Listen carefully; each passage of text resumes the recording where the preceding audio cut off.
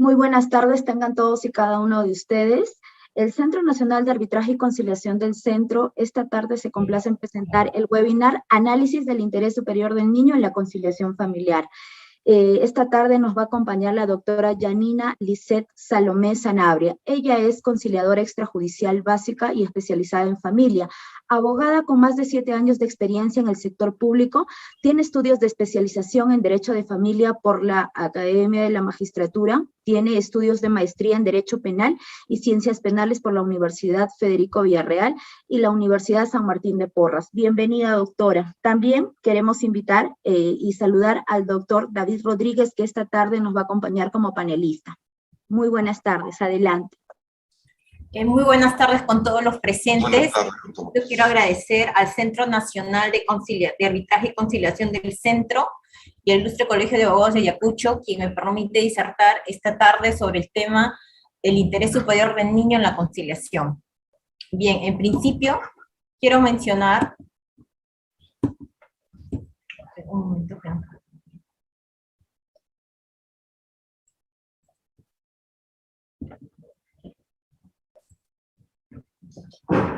Bien, en principio quiero mencionar de que el concepto de niñez o niño tiene diferentes definiciones de acuerdo a las ciencias sociales determinadas, porque como nosotros sabemos, para la psicología tiene una definición, para la biología, la antropología, la sociología, y también hay una definición jurídica. Sin embargo, he querido tomar el concepto de niñez basándonos en la definición del niño como persona en desarrollo. Y en ese sentido, nos dice que el concepto de niñez es una etapa de desarrollo humano en donde ocurre el proceso de crecimiento más importante, en el que el sujeto adquiere las habilidades mínimas necesarias para vivir e insertarse en la sociedad. Entre ellas, el control de esfínteres, la motricidad, el lenguaje, el razonamiento, la adquisición de valores básicos, etc. Podemos darnos cuenta, pues, de que la etapa fundamental en la cual la persona humana va a formar, va a crecer no solamente biológica, sino emocionalmente, es en la niñez. Por lo tanto, merece una debida protección a fin de poder, a posteriori, ser un ciudadano de bien en determinada sociedad donde se encuentre.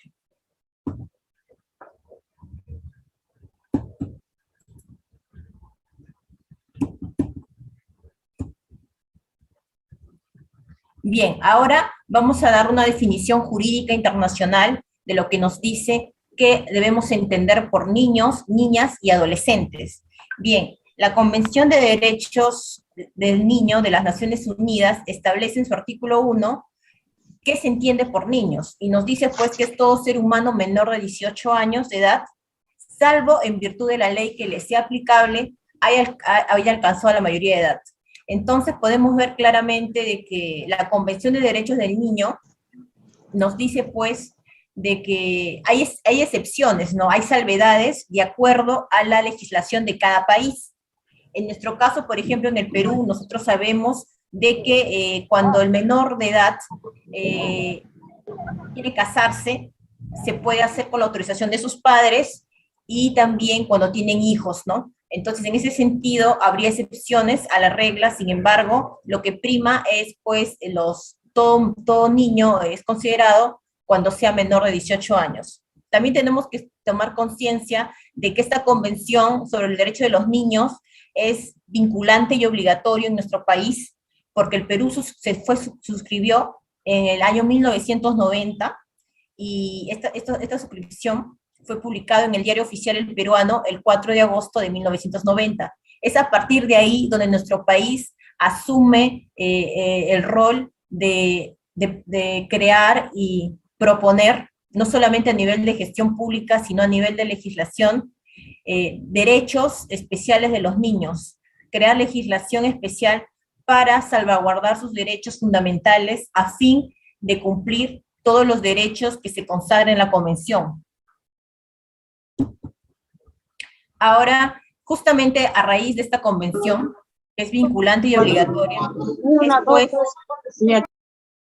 es pues de que se crea pues la ley del Código de los Niños y Adolescentes bajo la ley número 27.337, ¿no? donde en su artículo 1 de su título preliminar nos da una definición más extensa sobre qué debemos entender por niño, porque si bien es cierto la convención nos da una definición más escueta, sin embargo, aquí en nuestro título preliminar de nuestro Código de Niños y Adolescentes podemos ver que nos define mayormente las edades, y nos dice pues que niño es todo ser humano desde su concepción hasta los 12 años, y adolescente de los 12 hasta los 18 años.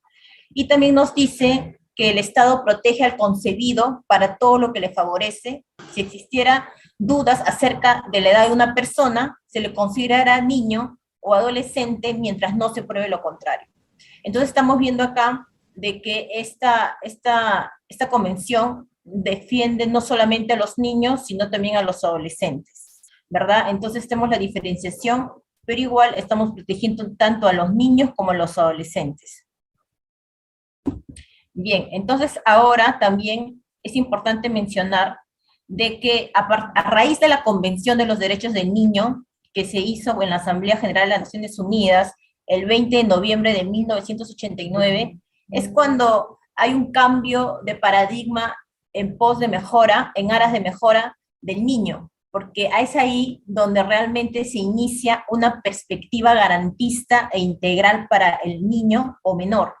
Algunos le llaman a los niños menor, sin embargo también ahí ha habido discrepancias, porque muchas personas piensan que al decirle a un niño menor, está utilizando un término peyorativo, ya que menor se podría decir como minúsculo o disminuido. Sin embargo, justamente para no llegar a estos términos o estas concepciones, dependiendo de cada postura, porque no todos lo toman tampoco de una manera peyorativa decir menor, es preferible o mejor decir niño.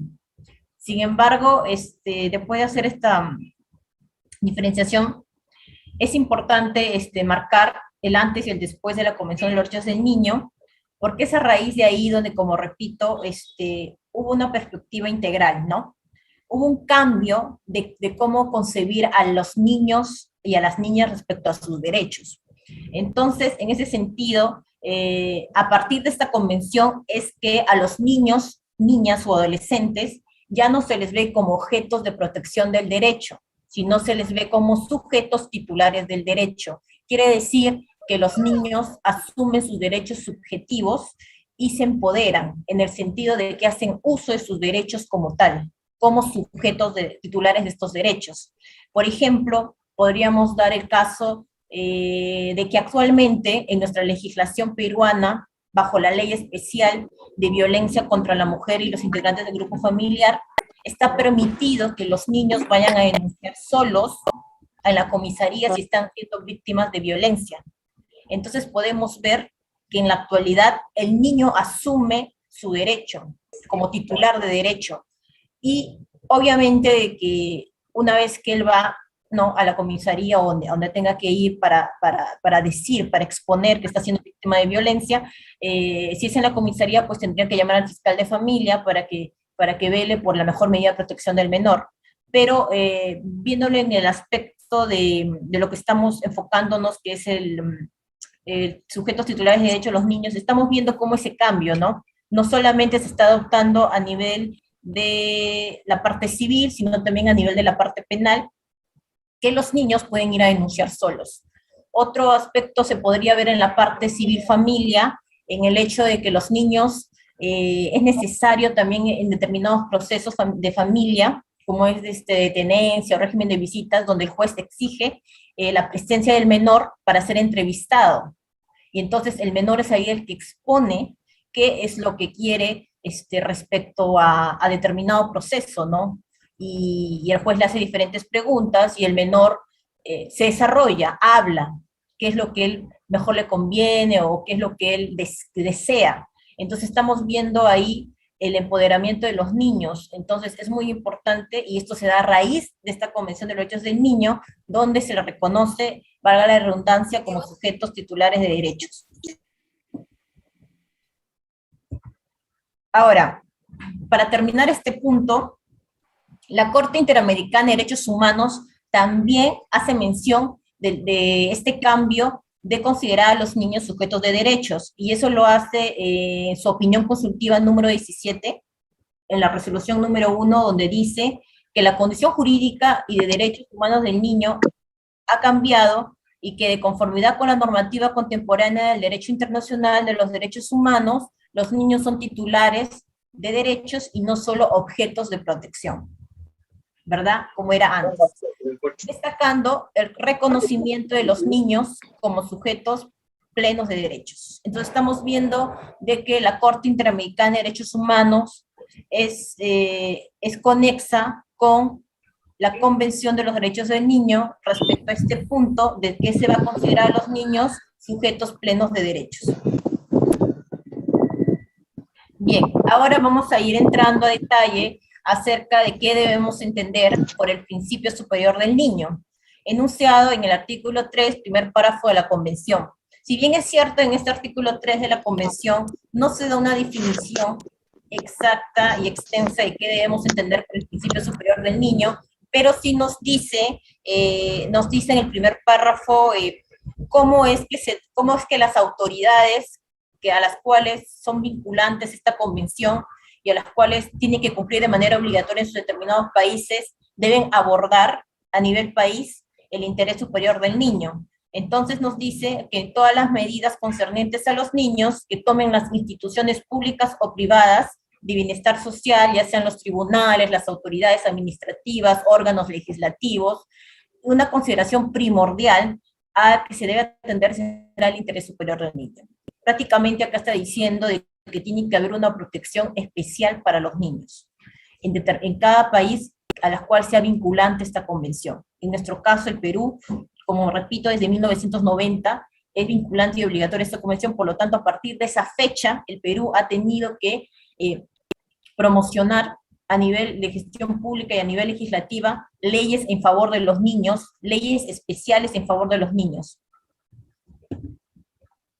Ahora, el artículo 9 de nuestra legislación ya interna nos dice en el título preliminar del Código de los Niños y Adolescentes, habla en el artículo 9 sobre qué debemos entender por interés superior del niño. Es muy similar o parecido a lo que dice el artículo 3 de la Convención, pero más especificado ya en nuestro sistema nacional, ¿no? Porque acá menciona pues de que en toda medida concerniente al niño y al adolescente que adopte el Estado a través de los poderes, nuestros poderes, poder ejecutivo, legislativo, judicial, ministerio público, gobiernos regionales, gobiernos locales y sus demás instituciones, ¿no? Que son los ministerios, y también el accionar de la sociedad, se debe considerar el principio del interés superior del niño y del adolescente y el respeto a sus derechos.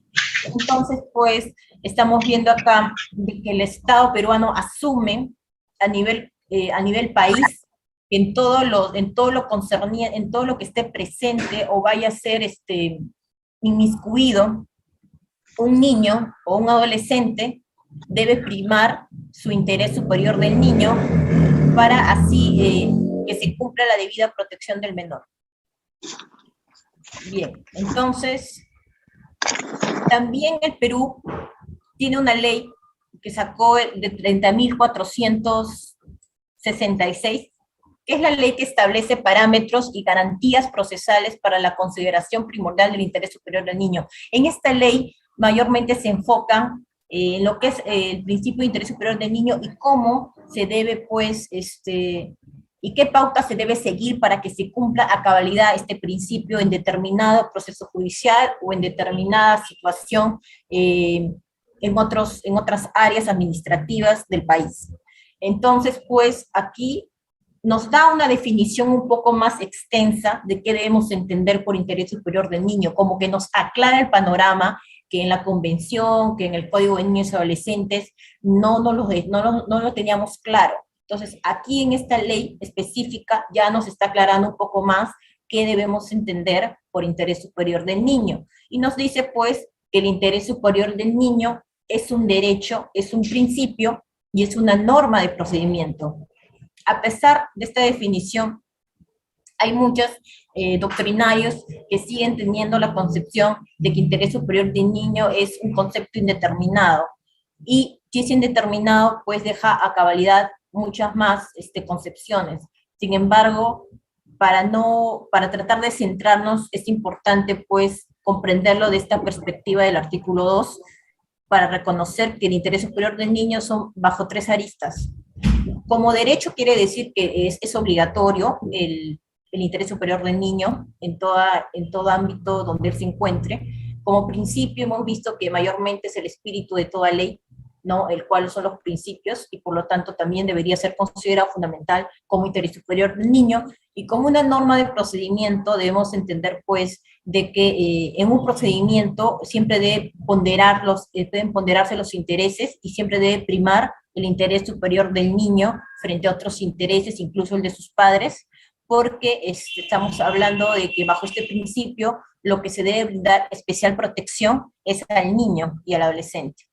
Entonces, a que se considere de manera primordial, bueno, su interés superior en todas las medidas que afecte directa o indirectamente a los niños y adolescentes, garantizan sus derechos humanos, ¿no? Todo se da con la finalidad, pues, de que se llegue al objetivo, que es, pues, la debida protección de los derechos humanos de los niños.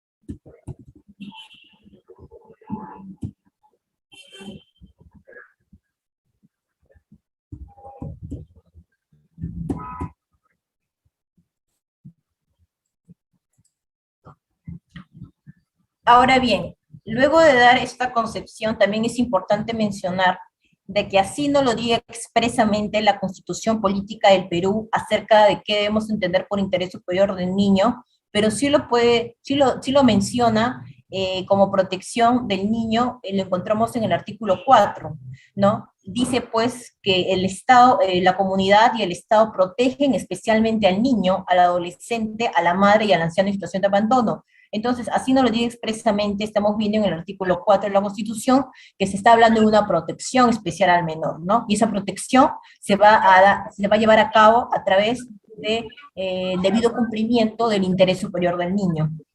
Ahora, el artículo 27 también habla sobre una protección especial al menor, en la cual dice pues que el trabajo en sus diversas modalidades es objeto de atención prioritaria del Estado, el cual protege especialmente a la madre, al menor de edad y al impedido de que trabajan. Entonces aquí al hablar al menor de edad estamos hablando definitivamente de un niño, y entonces pues el Estado también debe velar y proteger cuando los niños estén trabajando. Recordemos que el trabajo de un niño no solamente se debe ver también como un derecho que tiene el niño de trabajar. Claro está que con su debida ley especial en la cual se vele por también que se cumplan sus otros derechos fundamentales del niño, como es la recreación, ¿no? Porque si hacemos una ponderación de derechos, debe primar el derecho de recreación del menor, en comparación con el derecho al trabajo que también tiene el menor de edad. Sin embargo, seamos conscientes también que en la actualidad es poco que las empresas, tanto privadas como públicas, contraten a menores de edad, porque, pues como repito, es una legislación especial y hay todo un seguimiento que tiene que hacer el Estado justamente porque son menores de edad. Entonces, la mayoría de empresas privadas no contratan a menores de edad para evitarse estos supervisiones, se podría decir. Entonces, pero como repito, recordemos que el trabajo de un menor es un derecho también que ellos tienen si es que quisieran tomarlo, ¿verdad? Pero también debemos ser conscientes de que este artículo 27 debemos hacer como una pequeña reflexión y pensar si realmente se cumple, porque como nosotros podemos darnos cuenta a nivel sociedad, podemos verificar que en las calles los niños trabajan, y el Estado no se pone a investigar o velar realmente si estos niños están trabajando en las calles bajo una trata de personas o bajo unos padres autoritarios que de repente los están obligando, hasta violentando, para que trabajen. Entonces no hay un debido seguimiento por parte del Estado de realmente darnos cuenta si estos niños están trabajando en las calles bajo qué condiciones. Entonces, realmente si hay un artículo constitucional en la cual está manifestándose taxativamente que el Estado protege en lo que se refiere al trabajo al menor de edad, pero en la praxis, en la realidad, estamos viendo otra cosa. Entonces, sería bueno analizar este punto también en ese sentido. Ahora, la jurisprudencia del Tribunal Constitucional. Es muy importante también mencionar qué nos dice el Tribunal Constitucional, qué dice el Tribunal Constitucional con respecto al interés superior del niño, niña y adolescente, porque también se ha pronunciado respecto a este tema, donde sí ha asumido el artículo 4 de la Constitución Política del Perú, ha asumido el artículo 9 del título preliminar del Código de Niños y Adolescentes, pero también da una apreciación diciendo en una parte de esta jurisprudencia, mencionando, de que debe ser especial en la medida en que un niño o un adolescente no se constituye en una parte más en el proceso, sino una que posee características singulares y particulares respecto de otras. Por lo que más allá del resultado del caso, debe procurarse un escrupuloso tratamiento y respeto de sus derechos durante el proceso. Asimismo, tal acción debe ser prioritaria, pues el interés superior del niño y del adolescente tiene precedencia en la actuación estatal respecto de aquellas decisiones judiciales en las que no se encuentran comprometidos sus derechos fundamentales. Entonces estamos viendo claramente que el Tribunal Constitucional está reconociendo una protección especial para el niño. Entonces estamos viendo de que está manifestando el TC de que debe haber una prioridad al interés superior del niño en determinado proceso, en determinado caso, porque se está viendo al niño bajo la Convención del Niño, que toda decisión judicial siempre debe primar su interés.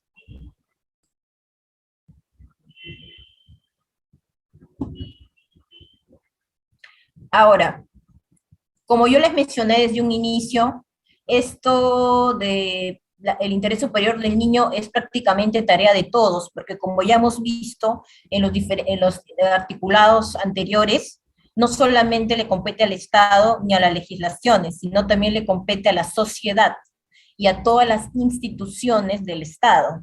Y es por eso que así tienen que asumirlo las diferentes instituciones, como Servir también. Y es por eso que también les muestro una jurisprudencia de Servir, para que vean que aquí también se hace respetar el interés superior del niño. En ese sentido, podemos ver en esta jurisprudencia de Servir de que nos menciona pues que si existe plaza vacante y presupuestada, trabajadora puede solicitar traslado a otra sede con el fin de cuidar de su hijo enfermo. ¿Qué pasó en este caso? La señora tenía un hijo pues que tenía un trastorno de su personalidad, y bueno, en todo caso ya estaba solicitando que le cambien hacia una ciudad donde pueda tener más cerca, atender mejor a su hijo, y por esa razón, bajo este supuesto y bajo el principio superior del niño, Servir acepta este cambio. Entonces podemos ver que acá en el numeral 17 nos dice, pues, pedido sustentado principalmente por motivos de unidad familiar e interés superior del niño, debido a que su familia tiene domicilio en la ciudad de Trujillo, y su menor hija tiene 5 años de edad y viene sufriendo trastornos en su personalidad, por lo que quiere la presencia no solo de la madre, sino también del padre. Entonces seguimos, entonces en el numeral 19, a criterio de esta sala, el pedido de traslado del trabajador procede para que se desempeñe en el mismo cargo u otro de la misma categoría, siempre que exista plaza vacante y presupuestada, lo cual sí sucede en el presente caso. Y entonces sí sucede el traslado de la madre con la finalidad de que se cumpla el principio superior del niño. Y esto es una resolución de Servir. Entonces podemos darnos cuenta de que no solamente el Poder Judicial, ¿no? Bajo las decisiones motivadas de las resoluciones de los diferentes magistrados, hacen respetar el principio superior del niño, sino también en las instituciones como Servir y otras también que podemos ver si analizamos cada caso concreto. Bien, entonces como primera conclusión respecto a esta primera parte sobre qué debemos entender por interés superior del niño, llegamos a la conclusión pues de que el deber especial de protección sobre los derechos del niño vincula entidades estatales y públicas, como hemos podido ver, ¿no? Entidades privadas e incluso a la comunidad, ¿no? A fin de que cualquier medida que adopten o acto que lo comprometa velen por el interés superior del niño, el cual debe anteponerse a cualquier otro interés, ¿no? Como hemos visto, puede haber otros intereses, pero el que debe primar siempre es a favor del niño, siendo un deber velar por la vigencia de los derechos del niño y la preferencia de sus intereses, ¿no? Siempre cuando hay una ponderación de intereses, como repito, debe primar el derecho de interés superior del niño, incluso si se pusiera en contraposición de los padres. Pero obviamente tampoco utilicemos el principio de interés superior del niño como un cliché para ponerlo en todo lado y sin ninguna motivación. Recordemos que cualquier decisión de cualquier institución pública o privada o de cualquier poder judicial que tome, siempre pues debe ser una resolución motivada y dependiendo de cada caso concreto, no siempre valorando los medios probatorios adecuados y pertinentes para que no solamente se ponga por poner y no tengamos ningún sustento que lo avale. Entonces siempre debe primar también, bueno, en principio el principio superior del niño, pero siempre con su debida motivación, ¿no? donde se encuentre. Incluso también en la vida social y en los diferentes gobiernos centrales, regionales y locales, ¿no? Por ejemplo, a nivel distrital, también cualquier resolución de alcaldía, o por ejemplo, cuando vayan los niños a recrearse en los diferentes parques o centros de diversión, siempre también debe haber una debida protección al menor, y para eso también deben promocionar normas adecuadas en pos del beneficio del menor. Bien, entonces ahora, para entrar a detalle de la conciliación, es importante mencionar de que, como hemos visto, también corresponde a las instituciones privadas, y nosotros sabemos de que los conciliadores tienen que cumplir determinados requisitos según la ley de conciliación para acreditarse como tales.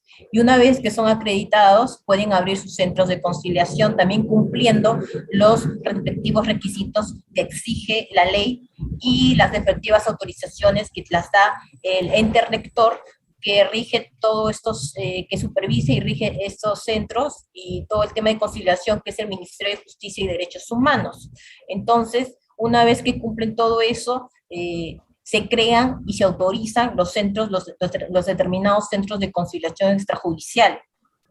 Entonces, estos centros de conciliación extrajudicial tienen el deber también de cumplir los conciliadores dentro de su trabajo, dentro de su labor, cuando pasan todas las etapas que requieren, una vez que ya pasa bueno, se inicia con la solicitud, bueno, lo revisan, si está admisible, notifican a las partes, ¿no?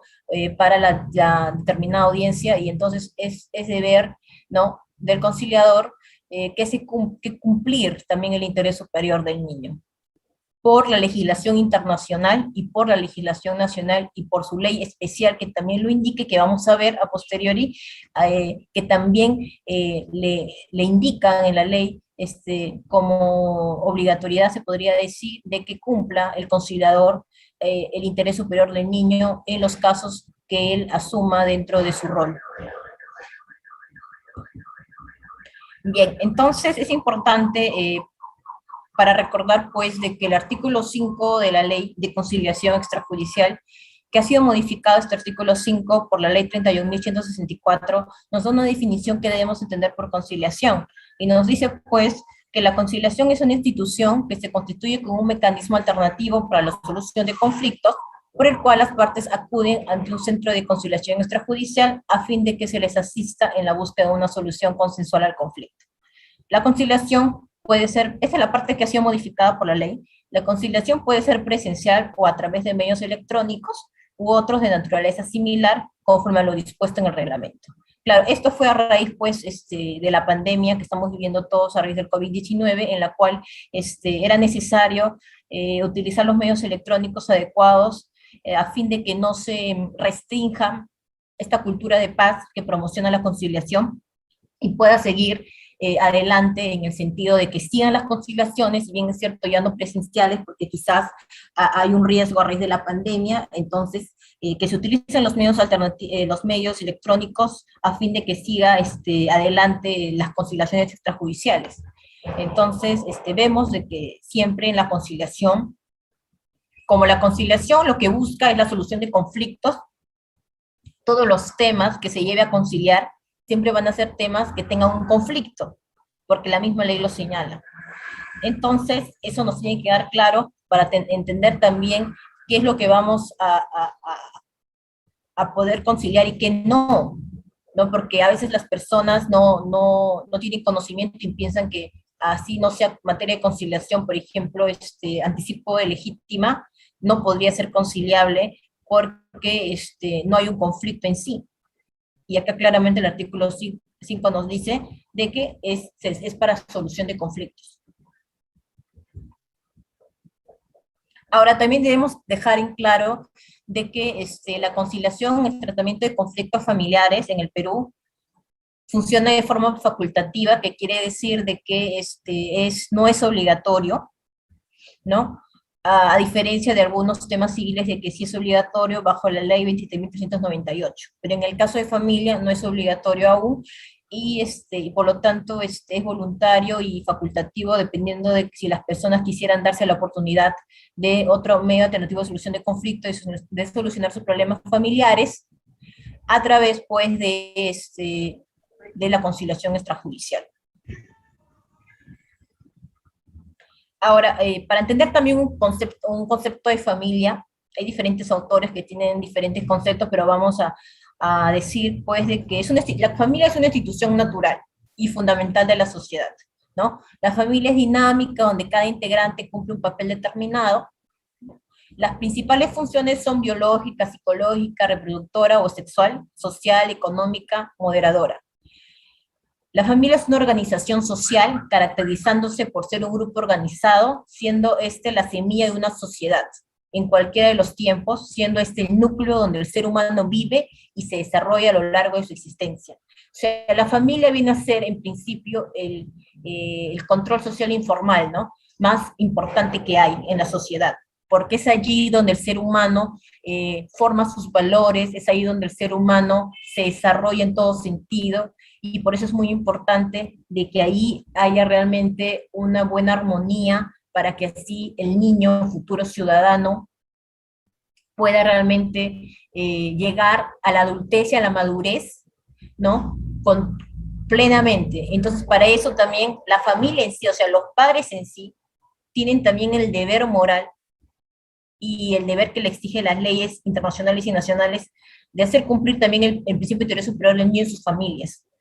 Y obviamente, como repito, y los mismos artículos de la Convención y de las legislaciones especiales lo dice, el interés superior del niño se tiene que cumplir en todo lugar y en todo ámbito público-privado.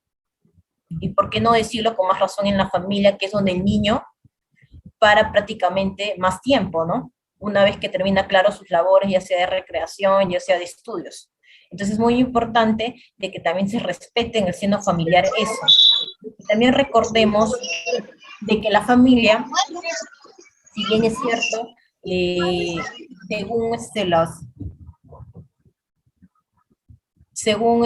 acá lo vamos a ver mejor, en la jurisprudencia del Tribunal Constitucional respecto a la familia. O sea, el Tribunal Constitucional también ha dado un concepto de qué se debe entender por familia, pero también debemos ser realistas que la sociedad es cambiante y el derecho también tiene que adecuarse a la sociedad actual. Entonces, si bien es cierto, en un principio se consideraba pues a la familia dentro de un matrimonio, pero también este concepto cambió en la sociedad actualmente, lo que estamos viviendo, y qué nos dice pues el Tribunal Constitucional respecto a la familia. Nos dice pues de que tutela de la familia en el Estado democrático y social de derecho y pluralidad de estructuras familiares. Entonces reconoce el Tribunal Constitucional la pluralidad de estructuras familiares, y nos dice en ese extracto, en tal sentido, su unidad hace de ella un espacio fundamental para el desarrollo integral de cada uno de sus miembros, la transmisión de valores, conocimientos tradicionales, culturales y lugar de encuentro intra e intergeneracional. Es pues agente primordial del desarrollo social. no podrá argumentarse en consecuencia que el Estado solo tutela a la familia matrimonial, tomando en cuenta que existe una gran cantidad de familias extramatrimoniales como son las uniones de hecho, ¿no? Y es decir, se comprende que el instituto familiar trasciende al del matrimonio, pudiendo darse la situación de que extinguida esta persista y aquella, ¿no? Porque obviamente existen los divorcios y por eso no vamos a dejar de tener familia.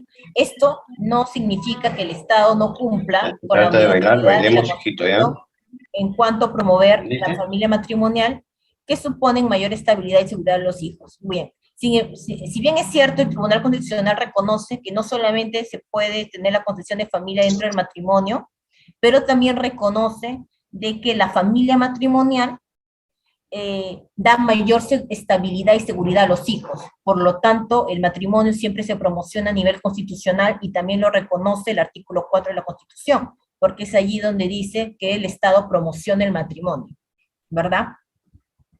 Entonces, a mayor detalle, ahí está el expediente 65.6572-2006. Bien, entonces, también es importante mencionar el artículo 7 de la Ley de Conciliación Extrajudicial, donde nos habla qué materias son conciliables. Y nos dice, pues, que son materias de conciliación las pretensiones determinadas o determinables que versen sobre derechos disponibles de las partes. Como nosotros sabemos, las pretensiones determinadas son las que se plasman en la solicitud que uno presenta al centro de conciliación.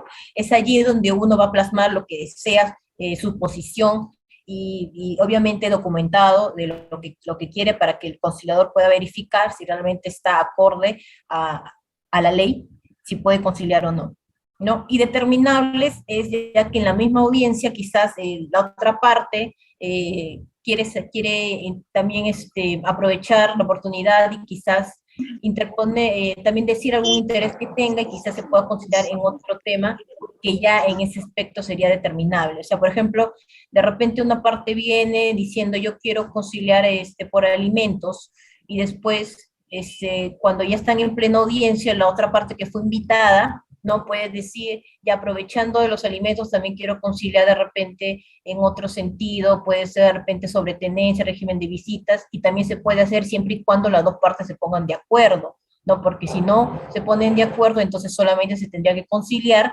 referente a lo que está plasmado en la solicitud de conciliación desde un inicio. Ahora bien, en materia de familia también nos dice acá en el artículo 7 que son conciliables aquellas pretensiones que versen sobre pensión de alimentos, régimen de visitas, tenencia, así como otras que se deriven de la relación familiar y respecto de las cuales las partes tengan libre disposición. El conciliador en su actuación deberá aplicar el principio de interés superior del niño. Entonces, la mayor parte que se concilia, pues, como nosotros sabemos, en familias, alimentos, régimen de visitas y tenencia, ¿no? Eso ya lo tenemos claro.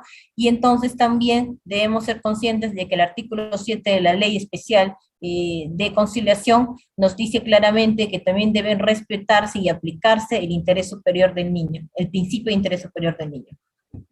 Por lo tanto, aquí se está exhortando pues y obligando al conciliador extrajudicial a que cumpla dentro de su función la debida aplicación del principio de interés superior del niño. Ahora, como esto es un concepto un poco no tan extenso, es por eso que el Ministerio de Justicia y Derechos Humanos, en su resolución directorial 069-2016, ha querido especificar algunos puntos que no ha especificado ni en la ley ni en el reglamento. Entonces, para mayor detalle, ha puesto a disposición esta resolución directoral en la cual detalla a más específico que debemos entender cuando vamos a conciliar en materias de familia, ¿no? Y es ahí que en sus lineamientos para la correcta prestación del servicio de conciliación extrajudicial, en el 5.11 habla sobre la materia de familia.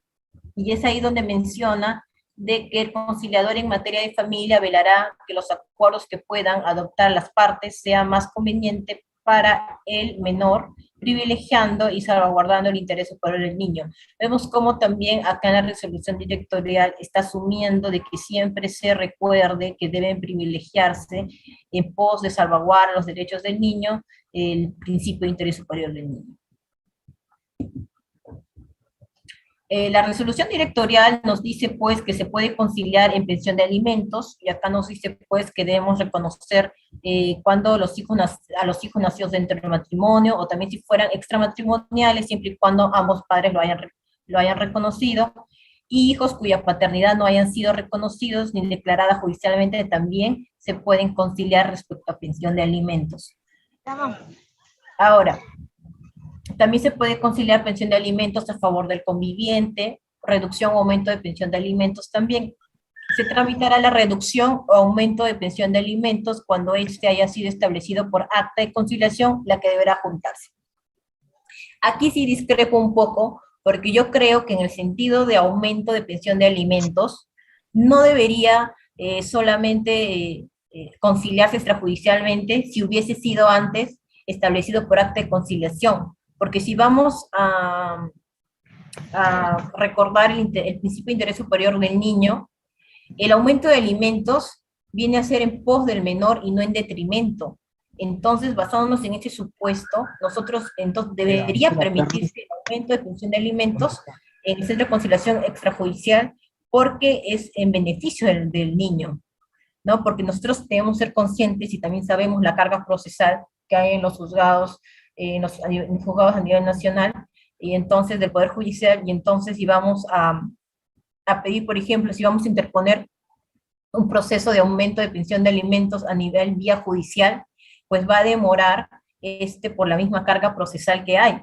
Y entonces eso pues no va a ser, basándonos en el principio de interés superior del niño, va a ser pues una dificultad para el niño. Entonces yo creo que con respecto a aumento de alimentos, a pesar que no se haya tratado en un proceso judicial, o no se haya tratado en un proceso de conciliación, o sí en un proceso judicial, debería tratarse en un proceso de conciliación extrajudicial si fuese aumento, porque es, como repito, en pos del menor.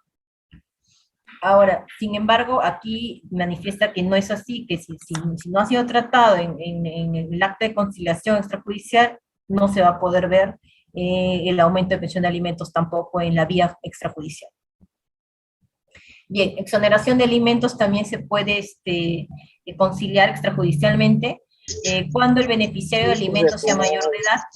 Debe anexarse obviamente la resolución judicial del acta de conciliación extrajudicial mediante la cual se otorgó la pensión de alimentos, ¿no? Ese es un requisito ya que se tiene que ir anexado a la solicitud de conciliación, a la solicitud que va a presentar en el centro de conciliación para que el conciliador le pueda admitir y se pueda realizar las audiencias de conciliación.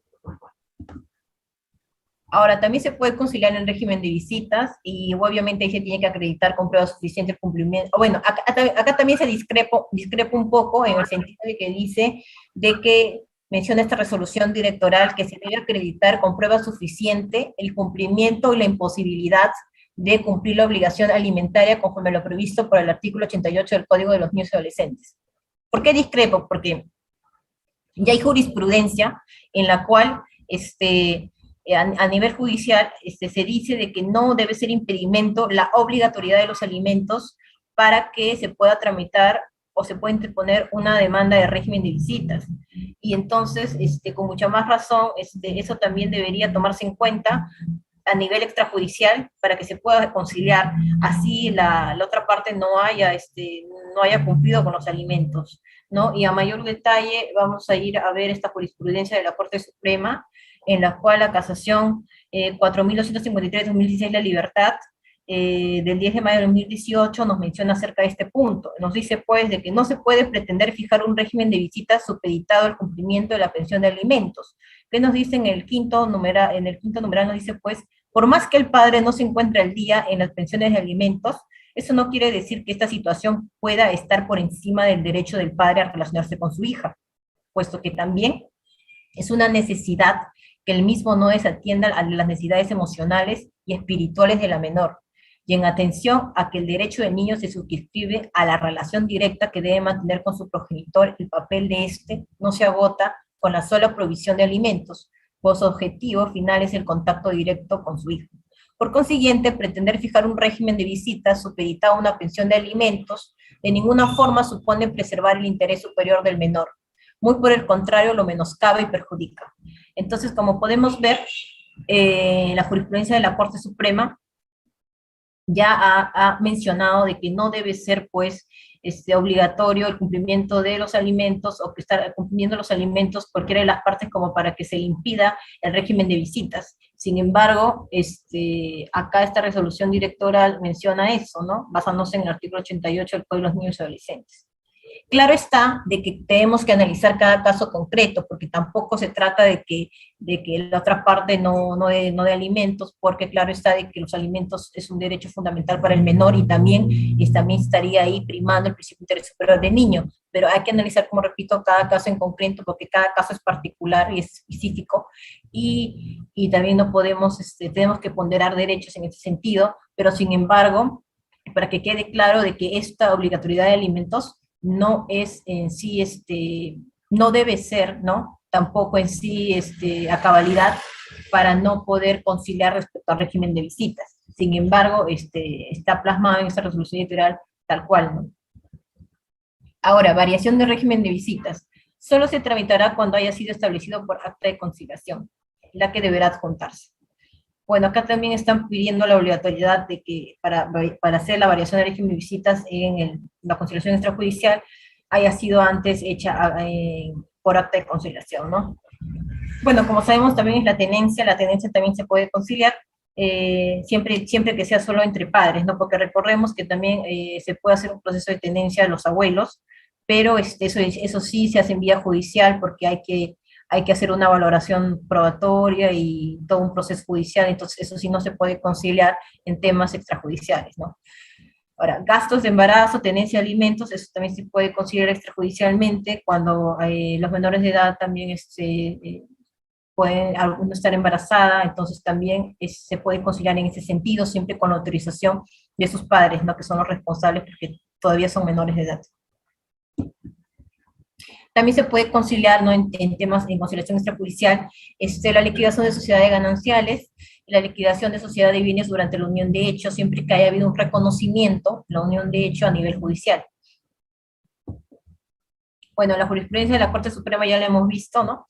En la cual asienta sobre la obligatoriedad de la pensión de alimentos que no es necesario bajo el régimen de visitas. Y acá también debemos recordar de que por qué están no supeditando el cumplimiento de la pensión de alimentos, porque yo creo que basado en lo que son la especialidad, ¿no? Que es los psicólogos y los psiquiatras, han mencionado pues de que para el debido desarrollo emocional del menor o del niño y adolescente es necesario que vea un rol paterno y un rol materno. Entonces, el quitarle ese rol paterno o rol materno de acuerdo a cada caso concreto donde se encuentre el que no tenga la tendencia del menor o no conviva con el menor, esto daña pues el desarrollo correcto emocional del niño, ¿no? Al no ver al no ver o al no convivir o al no pasar tiempo con alguno de los dos roles que pueda tener en la familia. Entonces, por esa razón, y en pos de que se pueda realmente una debida desarrollo emocional del menor, es que debe primar que pueda desarrollarse con los dos padres. Ahora, el artículo 15 nos habla sobre la conclusión, del artículo 15 de la Ley de Conciliación Extrajudicial, nos habla sobre la conclusión del procedimiento conciliatorio, que también ha tenido modificación, ha sido modificado por el decreto legislativo 1070, ¿no?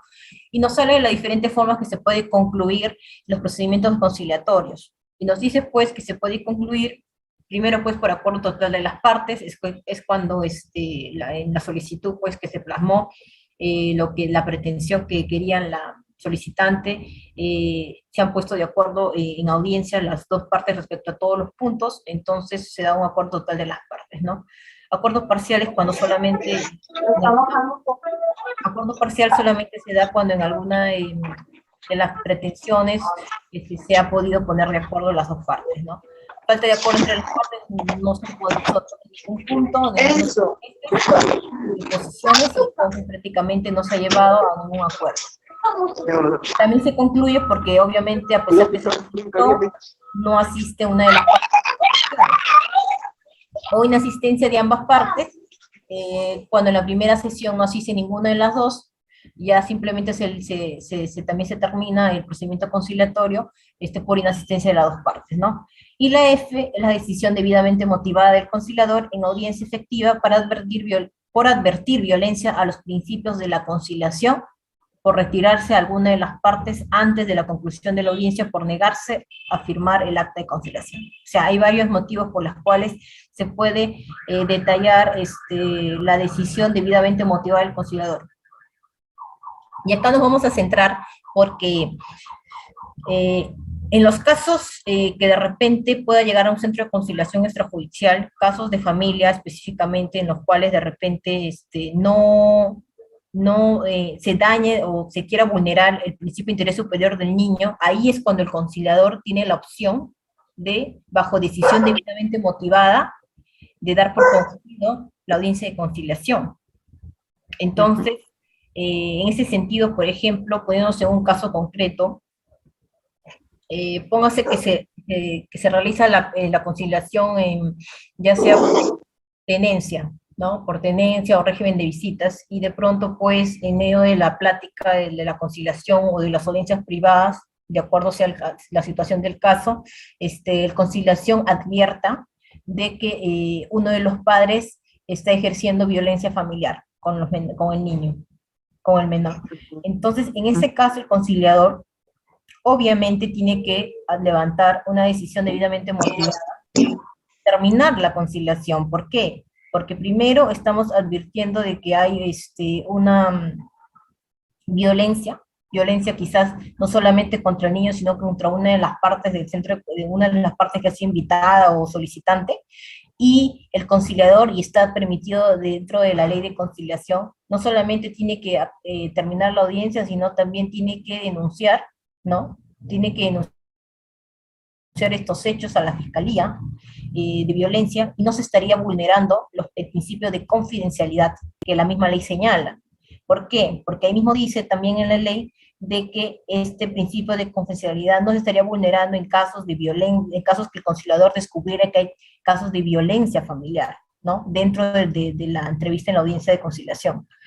Y obviamente también tendría que, bajo este supuesto, porque también se estaría vulnerando los principios de equidad, ¿no? Porque ¿qué justicia habría si estamos viendo una desigualdad, ¿no? Porque recordemos, cuando hay violencia familiar, hay una desigualdad, no hay una equidad, ¿no? Porque las partes están en desventaja, ya que una parte es, como se dice, agraviada, y el otro es el que ha ejercido la violencia. Entonces no hay una igualdad de partes, por lo tanto, se estaría vulnerando el principio de equidad, se estaría vulnerando el principio de buena fe, porque se supone que antes de llegar a la audiencia de conciliación, se supone de que las partes han pasado un filtro, que es presentar la solicitud de conciliación y todo lo que ha analizado el conciliador.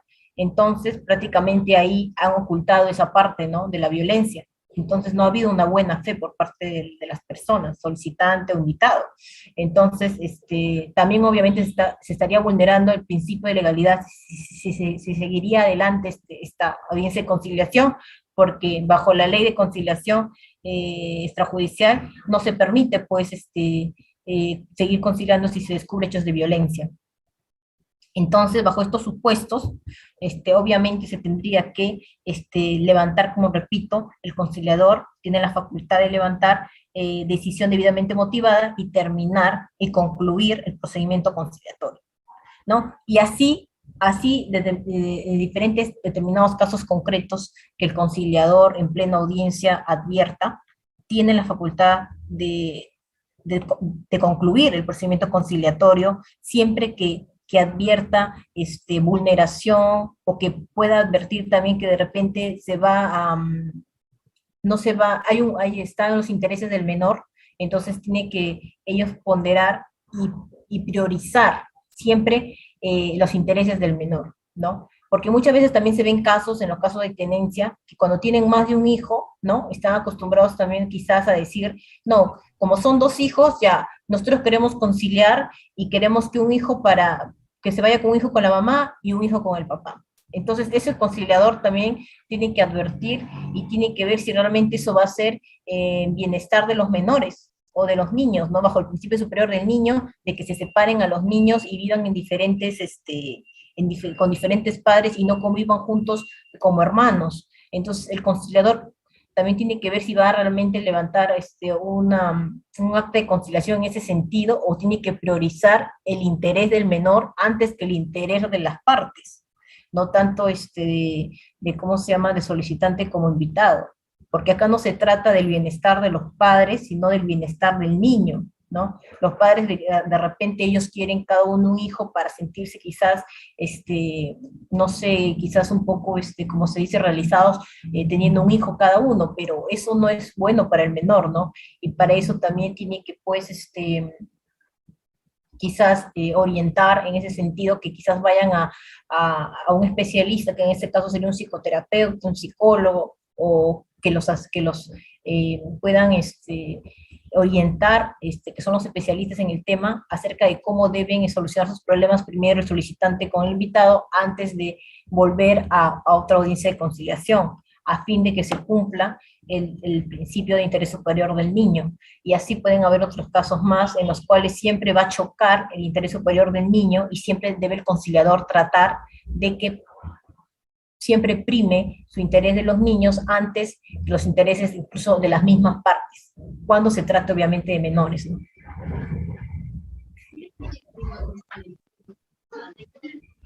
Ahora, también es importante mencionar de que en las audiencias de conciliación, una vez que se levantan las actas, siempre hay una legalidad de las actas, ¿no? Porque en los centros de conciliación no solamente están los conciliadores, los secretarios, sino también tiene que haber siempre un abogado, mínimo un abogado. Entonces, ¿por qué un abogado? Porque el abogado va a legalizar, va a dar legalidad al acta que levante el conciliador una vez que termine la audiencia. Entonces, el centro de conciliación contará, por lo menos por eso dice, ¿no?, el artículo 29, con un abogado quien supervisará la legalidad de los acuerdos conciliatorios. Entonces, ese abogado, obviamente, está de más decir que también el abogado tiene que velar por el principio de interés superior del niño, ¿no? Si bien es cierto, el conciliador quizás se le pueda pasar esta parte del principio de interés superior del niño, pero para eso también está el abogado, que va a dar legalidad, que también tiene que leer esa acta de conciliación, y si él advierte, el abogado advierte de que hay una vulneración al interés superior del niño en determinado caso concreto, también tiene pues todo el deber, el deber moral y el deber, porque la ley se lo impone, ¿no? La ley de conciliación extrajudicial y las demás leyes internacionales y de legislación nacional, de no pues legalizar estas actas en las cuales advierta que se está vulnerando los derechos de un menor, ¿no? Y para eso sería como un segundo filtro el abogado en ese sentido, ¿no? Todo con la finalidad, como repito, de que siempre prime la protección especial que tiene el niño. Y bueno, la conclusión segunda que llegaríamos después de analizar este punto es pues que los conciliadores extrajudiciales especializados en familia tienen el deber de priorizar el interés superior del niño en cada caso donde realicen las audiencias de conciliación y redacción de actas de conciliación, incluso cuando esté en oposición a los intereses de los padres, siempre con la debida motivación en cada caso concreto, ¿no? Claro, los conciliadores también tienen que motivar debidamente cómo se están llegando cómo se están arribando los acuerdos, y plasmado en el acta de conciliación todo eso, ¿no? Al igual pues de que, como repito, también en la vía judicial, los jueces también tienen que dar una debida motivación a sus resoluciones, en las cuales señalen por qué razón están haciendo primar el principio de interés superior del niño, ¿no? Y así, no solamente a nivel de Poder Judicial, a nivel de la institución de conciliación extrajudiciales, sino también, como repito, a nivel social, y a nivel de todos los ministerios y todas las instituciones públicas y privadas, siempre tienen que motivar y siempre tienen que prevalecer el interés superior del niño, porque así la ley lo impone, ¿no? Y lo obliga, de que debe primar y debe ser una protección especial, ya que es un ser humano en formación, ¿no? Y tiene que ser formado debidamente con la debida protección, a fin de que sea un ciudadano de bien en nuestra sociedad. Muchas gracias. Doctora, buenas noches. Soy Betancourt. Buenas noches, ¿cómo están? Doctora, mi pregunta sería, conforme al interés superior del niño que estamos tratando en este conversatorio, doctora, si se tiene una sentencia judicial, o sea, en la instancia judicial, sobre un monto, digamos, de 200 soles de alimentos, pero dada el padre en este caso ofrece o la madre solicita una conciliación de aumento de esos, ¿lo puede hacer a través de un centro de conciliación y llegarse a un acuerdo de 500 soles? ¿Ese acuerdo sería válido o tendría que hacerlo necesariamente, ya que ya se encuentra la sentencia en la instancia judicial, toda vez viendo el interés superior del niño? Gracias, doctora. Bueno, muy buena pregunta. Como yo le mencioné durante la conciliación, durante la conferencia, yo discrepo bastante con la resolución directorial en ese sentido, porque como usted bien menciona, en pos del principio de interés superior del niño, a pesar de que se haya llevado la pensión de alimentos en la vía judicial, debería pues, ya que es un aumento de alimentos, ¿no? Debería llevarse en la vía de conciliación extrajudicial, ¿no? ¿Por qué? Porque es en beneficio del menor, y no debería llevarse también una vía judicial, porque sabemos la carga procesal, que eso demoraría, y entonces el niño, si va a ser para aumento, va a ser para mejor, para suplir sus necesidades básicas, ¿no? Y en todo sentido, debería darse una conciliación extrajudicial. Sin embargo, como hemos visto también en la resolución directorial, claro que no es una ley la resolución directorial, pero sí son, como se dice, unos lineamientos que da el mismo Ministerio de Justicia y Derechos Humanos, que es el ente rector que ve lo de la conciliación, está señalando claramente de que está exigiendo de que para hacerse ese aumento de alimentos tiene que haber llevado el proceso de alimentos, o sea, mejor dicho, la parte de alimentos en un acta de conciliación extrajudicial.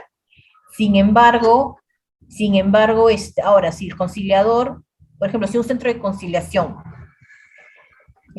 va una persona, ¿no? Como usted menciona, ¿no? Va una persona a un centro de conciliación extrajudicial y dice, ¿no? Y manifiesta en su solicitud, si bien es cierto, he presentado mi pensión de alimentos, he hecho mi proceso de alimentos en vía judicial y acá está mi sentencia, pero ahora quiero hacer un aumento de alimentos, quizás el conciliador, basándose en esta resolución directoral, va a decir que no.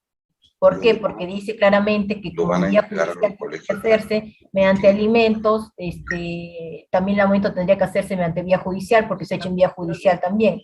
Sin embargo, si lo aceptaría, tendría que motivar en el sentido del principio de interés superior del niño. En ese sentido tendría que motivarlo en el acta, para que realmente podría tener validez, pero es un tema bastante controversial. La verdad no he visto casos así, pero en sí sería bueno, yo digo, ir directamente o sugerir o conversar con el Ministerio de Justicia y Derechos Humanos en ese sentido, basándonos en el principio de interés superior del niño, de repente una modificación a esa resolución directoral para que se pueda cumplir esa finalidad, ¿no? Porque, como repito y como usted bien menciona, es en pos del principio de interés superior del niño. Doctora, muy buenas noches. Le habla Jennifer Jara. Quería hacerle una consulta. Y por A o B, si en este caso no se ha hecho lo que es aún todavía lo que es la demanda de alimentos, pero el progenitor de todas maneras está cumpliendo mensualmente y hay boletas que acrediten esto de acá, ¿no? O perdón, voucher que acrediten esto. Y si por A o B la mamá no le permite o hay un tipo de manipulación ante el menor para que pueda ver a su hijo, ¿no? Siempre es acondicionado, ¿no? Y el niño, me imagino yo que después de esto, ¿no? Puede haber lo que es una demanda, ¿no? Y el niño elija no ver al papá a influencias de la progenitora. ¿Cómo podríamos actuar o cómo podríamos hacer para probar la manipulación que ejerce la progenitora? Sí, muy buena pregunta también esa. Bueno, yo le diría de que, sabe que, por ejemplo, cuando se inicia un proceso, por ejemplo, de régimen de visitas o tenencia en el Poder Judicial, en los juzgados de familia, el juez, para evitar esa alienación parental, ¿no? Porque muchas veces sucede que los padres lo que no debería ser, ¿no? Porque los padres tienen conflictos, pero no deberían hablar mal ninguno de los dos a sus hijos, por más que tuvieran razón. ¿Por qué? Porque los niños no deberían escuchar por parte de ninguno de los dos padres cosas negativas de uno de ellos, porque eso no les hace nada bien a su salud emocional. Pero los jueces, para evitar eso, lo que hacen es muy aparte, obviamente, que van a llamar al menor para que dé como se dice, su entrevista, no su punto de vista, el menor sí los llaman siempre, pero aparte de eso siempre hay un equipo multidisciplinario en los juzgados de familia, en los cuales hay un psicólogo, hay una educadora, hay un médico, hay trabajadoras sociales. Entonces siempre los jueces, en la mayoría de casos he visto de que siempre, muy aparte que reciben la entrevista del menor, mandan al menor a este equipo multidisciplinario para que pasen la evaluación psicológica. Y es ahí con el informe psicológico que reciben ellos, recién dictan una decisión, ¿no? Basada en una resolución o una sentencia. ¿Por qué? Porque es allí donde el psicólogo profesional... Disculpe. Es ahí que el psicólogo va a poder, mejor dicho, informar al juez, si es que realmente es eso que usted menciona, que es el caso de que hay una... como usted dice, ¿no? Que está hablándole mal de uno de los padres, ¿no? Entonces, eso va a salir a la luz en el informe psicológico que va el psicólogo plasmarle al juez, porque el psicólogo ya es el especialista en el tema que sí, con sus test psicológicos y con todo su procedimiento que él hace, ¿no? Como especialista en el tema, que va a sacar a la luz eso si es que hubiera. Entonces, eso va a tomar en ponderación el juez, muy aparte de que el niño, ¿no? Diga lo que diga, también va a tomar en cuenta eso porque hay un fundamento en el cual justifica de que el menor está siendo, mejor dicho, dañado, incluso psicológicamente se podría decir por uno de los padres al hablar mal de uno de ellos, ¿no? Entonces todo eso se va a ver, no solamente se ve en sí la declaración del menor, porque ya hay casos que suceden eso que usted menciona, entonces tampoco el juez se va a basar en eso porque puede ser que el menor está siendo alienado. Disculpe, ¿y eso se puede solicitar? No, eso sí se puede solicitar. ¿Eso se solicita? Ya. Eso se puede solicitar. Una preguntita más. A ver, eso se puede solicitar, pero la mayoría de veces el juzgado lo pide de oficio. ¿Por qué? Porque, como le repito, no es la primera vez que pasan estos casos. Entonces, el juez de oficio, para motivar correctamente... ¿Y si se tiene pruebas contundentes? ¿Cómo pruebas contundentes? Se tiene pruebas contundentes, por si yo tengo los mensajes, o sea, por si los mensajes que manda, el chantaje que hay, ¿no? Eso también se puede presentar. Pruebas, preséntelo con un escrito, todo lo que tenga. Todas las pruebas que tenga, está bien, puede presentarlo con un escrito, eso no hay problema. Pero a pesar de esas pruebas que usted tenga, igual el juez, como le digo, en conexión con el equipo multidisciplinario, siempre va a pedir eso. Como le repito, eso el juez lo pide de oficio, porque el juez lo necesita, como se dice, el informe del profesional especializado que es el psicólogo, ¿me entienden? Entonces, el juez siempre pide eso de oficio para poder dar una decisión motivada. Pero si usted tuviera esa prueba es mucho mejor, ¿no? Para que pueda descubrir la verdad, en realidad, lo que está sucediendo, en pos del beneficio del menor, ¿no? Del interés superior del niño.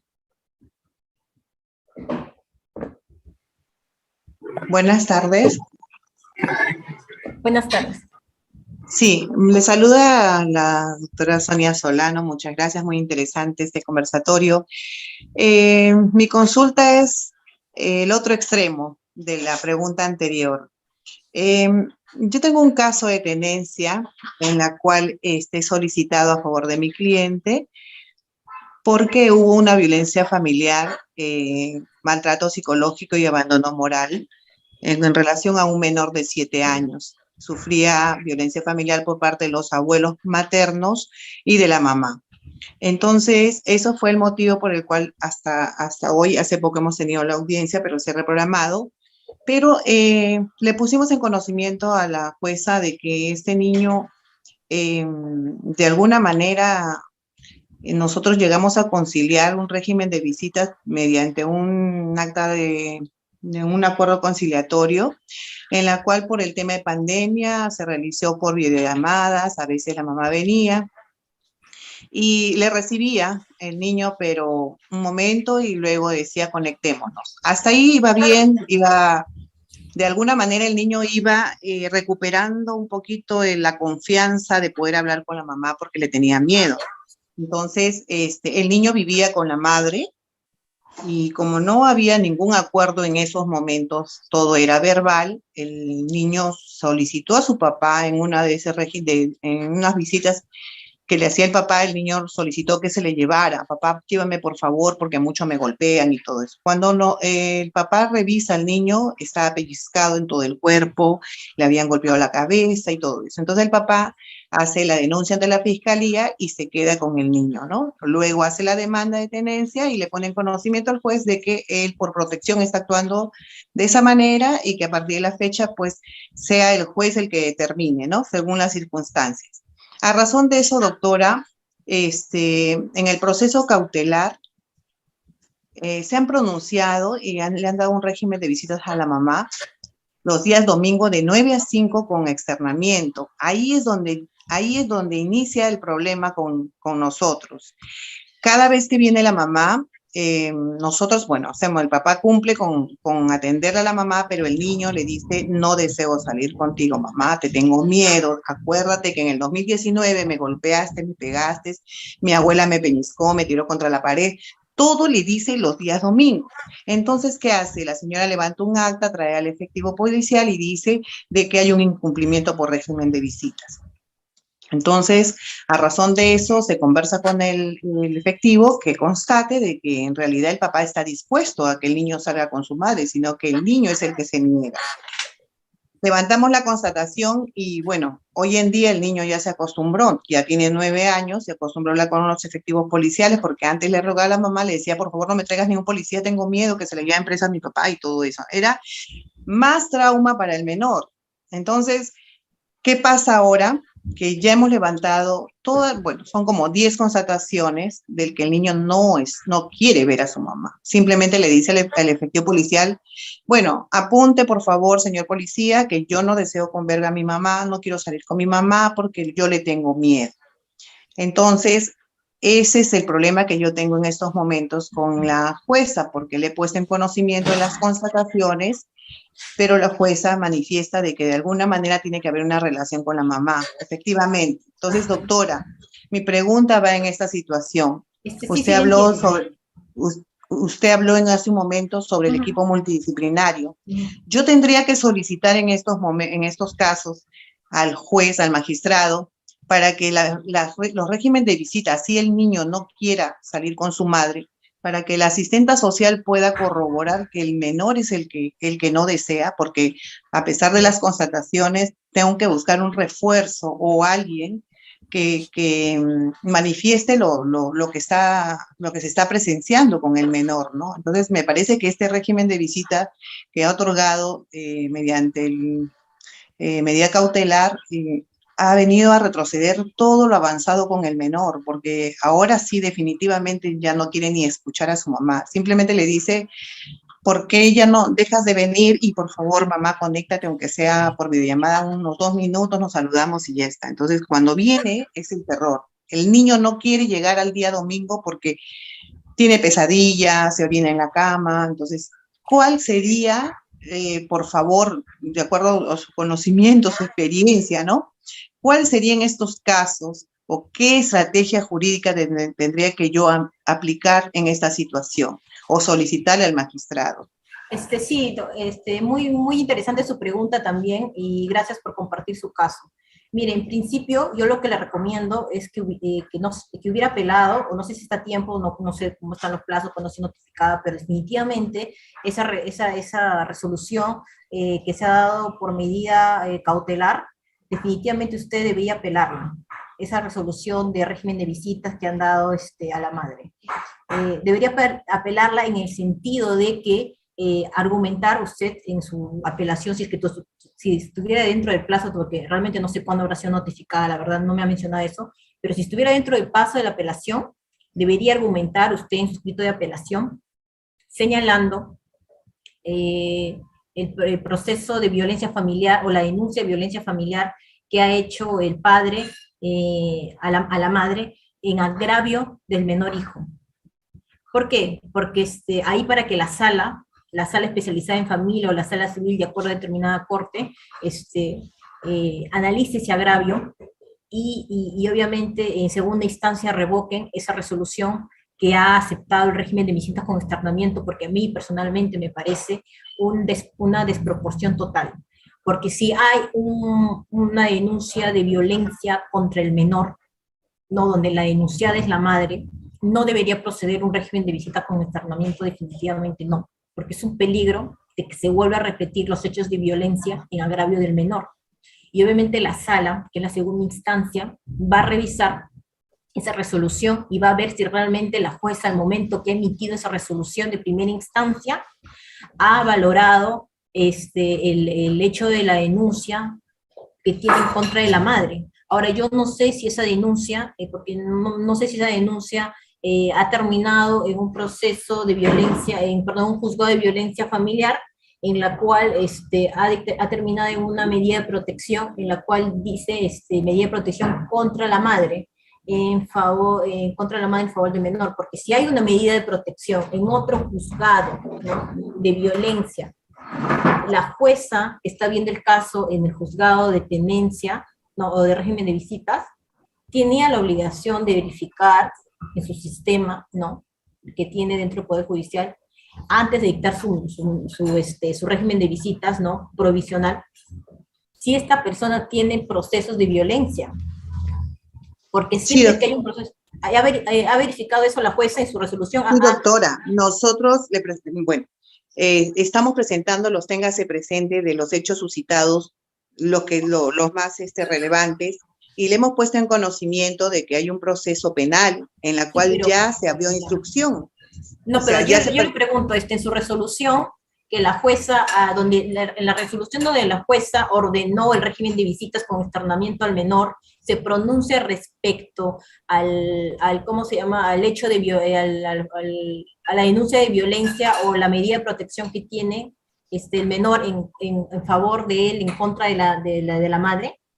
No, doctora, definitivamente no. Entonces no está bien motivada. Por lo tanto, como le repito, esa resolución debió ser apelada para que el juez superior de segunda instancia pueda revisar bien el caso y revocarlo, o nulidad de esa resolución. Definitivamente para mí, personalmente, sería nulidad de la resolución. O sea, que la segunda instancia declare la nulidad, bajo el principio de interés superior del niño y bajo de que hay un proceso de violencia que obviamente no permite de que haya un régimen de visitas provisional, porque se estaría incumpliendo, como se dice, estaría poniendo en riesgo al menor, porque el menor tiene tiene una medida de protección ya el menor contra la madre en otro Aún no, es lo que me sorprende, porque... Entonces lo que usted tiene que hacer,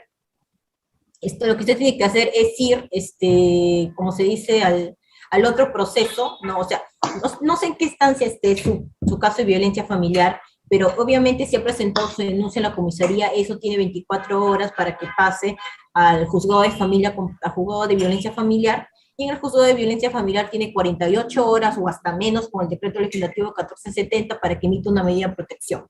Una vez que emite una medida de protección, esa medida de protección tiene que cumplirse. Lo que yo le aconsejaría en todo caso es que vaya a hacer el seguimiento respecto a la denuncia que ha hecho el padre, ¿no? Y de repente, yo creo que según los plazos que son cortísimos en tema de violencia familiar, ya esa denuncia debe estar en un juzgado de violencia familiar. Entonces usted vaya a entrevistarse con la juez de violencia familiar y diga, y ahí pida en un escrito, haga un escrito y pida ahí, porque está permitido bajo la ley de violencia familiar, piden ese escrito, la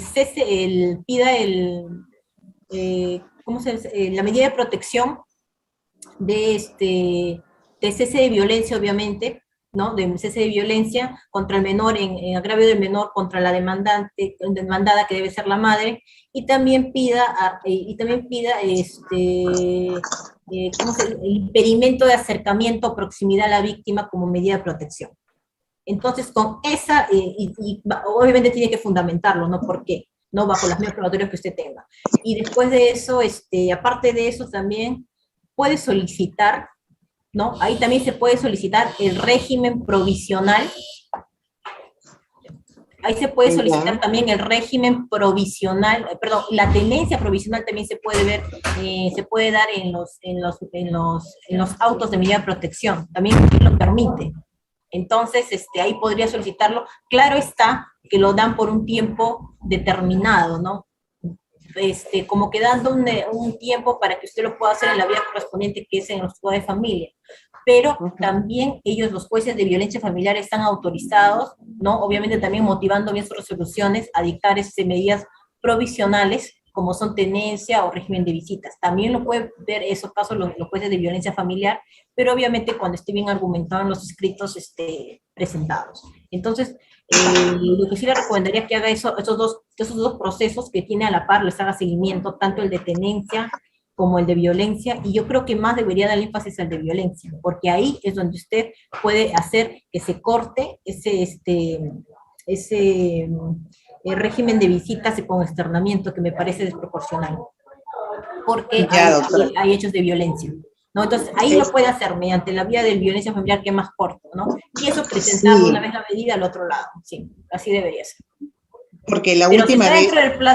dentro del plazo, no sé si está dentro del plazo, pero para mí debería apelar eso, apelar. No sé si estará Ya, dentro del doctora. plazo, ya se le habrá pasado el plazo, no lo sé, para que declare la nulidad en segunda instancia. Yo lo que aprecio es que en el juzgado de familia, no sé, no, al parecer la doctora no le, o no quiere entender, o es que o ella me preocupa porque cuando hablo con ella he pedido entrevista y le he explicado la situación y me dice, sí, por la carga procesal, doctora, en la audiencia siguiente necesito hablar con el menor. Ahora eso ha sido hace 3 días y me dicen que no, que todavía no está con el tomo 2 porque mi expediente son 2 tomos y el 1 no le han entregado. Entonces, aquí ya me preocupa mucho. Entonces, ahora yo no había visto ese punto que usted me está orientando. Mejor es en el juzgado de familia, que ya se abrió instrucción contra la madre porque ya hay indicios suficientes de violencia.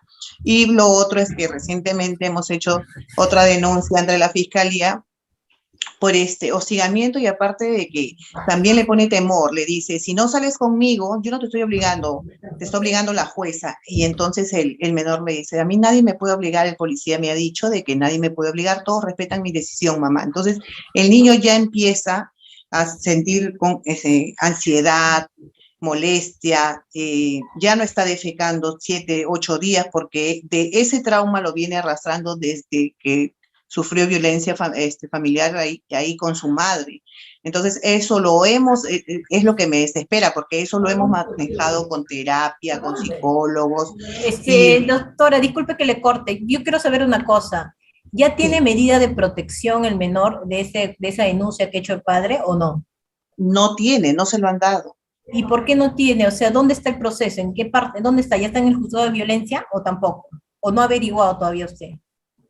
Mire, lo que pasa es que cuando se han hecho ambos, ella le denuncia a mi cliente por violencia psicológica, a ella sí le dio medida de protección la misma jueza de familia en la que estoy llevando tenencia. Entonces hablé con la doctora y le dije que antes que inicie el proceso de tenencia, que se inhiba, porque veo pues parcialización de la otra parte, ¿no? Con la otra parte. Y me dijo que no, porque ella ha decidido que no existe parcialización, por lo tanto, pero cuando lo solicitamos, es más, ni siquiera yo, lo ha solicitado el mismo SEM y le han denegado. En todo caso, yo le aconsejo, para no perder tiempo, es que hoy mismo puede acercarse a un juzgado de violencia de turno. No sé dónde se encontrará usted, en qué parte del Perú, no sé. Lima, doctora. En Lima, ya, perfecto. Ya, entonces, ya, perfecto. Entonces usted se puede acercar, mire, para hacerlo más rápido, porque si usted va a la comisaría, tiene que pasar un tiempo para que demora mucho. Lo más directo, lo más fácil, lo más práctico es irse directamente al juzgado de violencia de turno. Eso es lo más rápido. Usted se va al juzgado de violencia de turno como abogada y ahí plasma una denuncia verbal, ¿no? Y si tiene documentos lo lleva, si no, no. Porque no es necesario ningún medio probatorio para presentar una denuncia de violencia. Simplemente va como abogada, si va con la parte, con el niño, mejor. Bueno, ahorita estamos con restricciones por el tema de pandemia, pero no está de más, también podría hacerlo, no intentarlo, pero si no, usted misma va como abogada al juzgado de violencia de turno, porque siempre hay un juzgado de turno, y va y presenta su denuncia verbal como abogada respecto al niño. Y entonces, en ese mismo momento, pide que en el plazo de 24 horas, porque las medidas de protección se pueden dar en 24 horas. Y entonces usted solicita que en 24 horas le den la medida de protección, donde le den como medida de protección, así usted lo plasma, lo pide verbalmente, medida de protección quiero de impedimento de acercamiento y proximidad al niño de la madre. Esa es la medida que yo solicito y argumenta bajo qué fundamentos. No, usted lo que usted me está diciendo, no, que el niño se orina, que el niño le tiene miedo, que la mamá le dice que el juez el juez le está obligando a que le visite, que lo externo y no sabemos qué hace con lo externo. O sea, todo lo que usted me está contando se lo dice en la denuncia verbal que va a presentar, ¿no? Y pide sobre todo, no se olvide de poner ahí, solicito la medida de protección de impedimento de acercamiento y proximidad al menor de la madre. Eso es lo que usted va a solicitar. Entonces, en 24 horas están en la obligación de darle esa medida de protección. Esa medida de protección, una vez que le den, esa medida lo presenta a la juez, ¿no? A la juez que está viendo el caso de tenencia, para que esa juez revoque, o sea, mejor dicho, no puede presentar otra resolución, o también le puede ahí plasmar, ¿no? Puede plasmar ahí en esa denuncia que va a hacer usted verbal, que hay un proceso de régimen de tenencia en el juzgado tal, en donde la jueza ha ordenado el régimen de visitas con externamiento, el cual solicito que usted se pronuncie respecto a ese tema. Y de repente la juez de familia dice se cese eso, entonces, no sé, habrá una forma, porque recordemos que el tema de familia, o sea, bajo el tema de familia, violencia familiar, los jueces se han flexibilizado, ¿no? Se han flexibilizado, ¿no? Porque es un tema bastante delicado que es, atenta contra los derechos a la integridad, a la vida, y entonces, y sobre más, si se trata de un menor, con mucho más razón lo van a hacer en 24 horas. Entonces, plasme lo que está pasando en el proceso de tenencia y pida que obviamente cese ese régimen de visitas porque hay un hecho de violencia. Entonces, la jueza de violencia lo va a hacer, ¿no? Ya, doctora, muchísimas gracias. Sí. Muy amable, muchísimas gracias.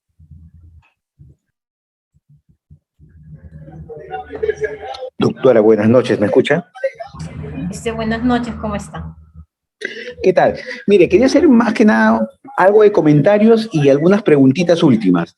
El que le habla es abogado de especialidad en Derecho de Familia, y sí, escucho con bastante preocupación todos estos casos que son normalmente casi el mismo patrón, casi las juezas resuelven de la misma forma, ¿no? Por eso yo siempre he analizado estos puntos en que debemos de tratar a nivel del Congreso de que esta legislación familiar se unifique, ¿no?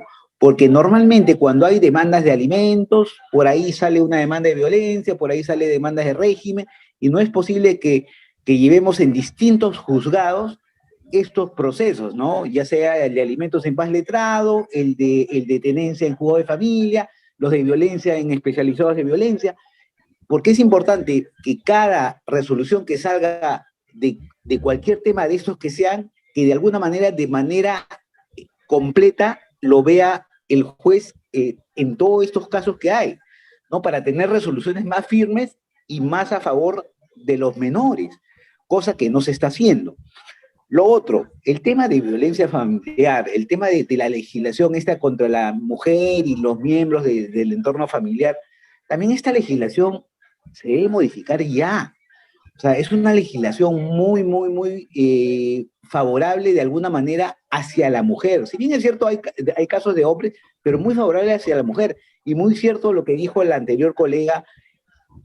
Yo hace unos días igualito, o sea, en un mismo proceso, en el mismo juzgado, que es el primer juzgado de violencia familiar de Lima, o sea, la mujer cuando pide medidas de protección, a pesar que con solo su dicho, sin llegar el informe psicológico, le otorgan las medidas de protección inmediatamente.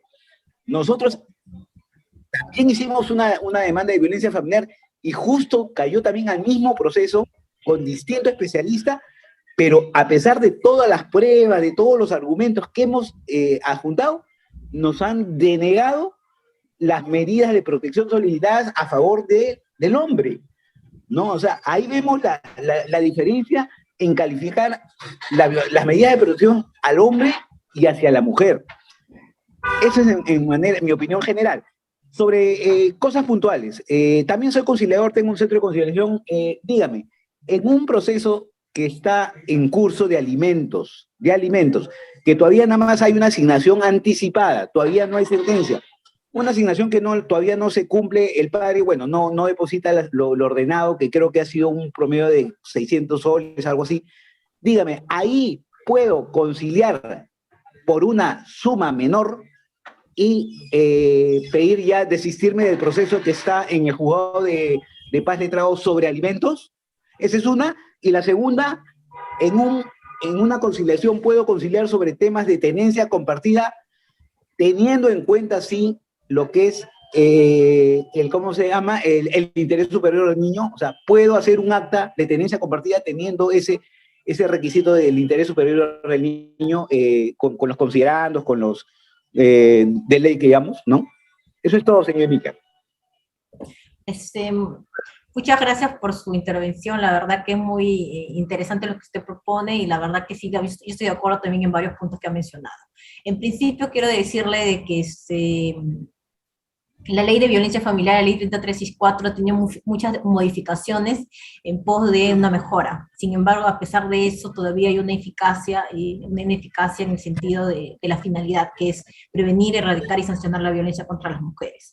Estoy de acuerdo que sí, a nivel legislativo, sí, a nivel de Congreso, deberían buscar la mejor manera con los especialistas en el tema de quizás hacer otras modificaciones en pos de mejora, pero yo lo que creo acá es lo que falta es más sensibilización en el tema, ¿no? En el sentido de que, bien es cierto, no solamente debería, pues, no debería haber discriminación, porque si bien es cierto, la mayoría de índices son mujeres, pero también debemos ser conscientes que hay varones integrantes del grupo familiar que también están protegidos bajo esta ley de violencia, que están sufriendo violencia, y también deberían analizarse bien los casos para realmente proteger a estos varones integrantes del grupo familiar que están sufriendo violencia, ya sean niños, ya sean adultos mayores, ya sean esposos, convivientes, exconvivientes, y etcétera.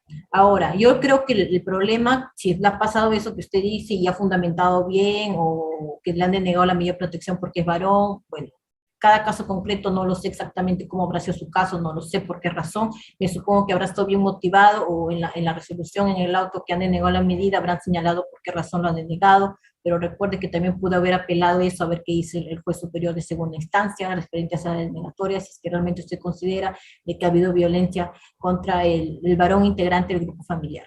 Ahora, y respecto a lo que dice, los jueces superiores ya están recomendando, cuando suben apelaciones respecto a esos puntos que usted menciona, los jueces superiores ya están recomendando a los jueces especializados de familia que antes de emitir una resolución, ¿no?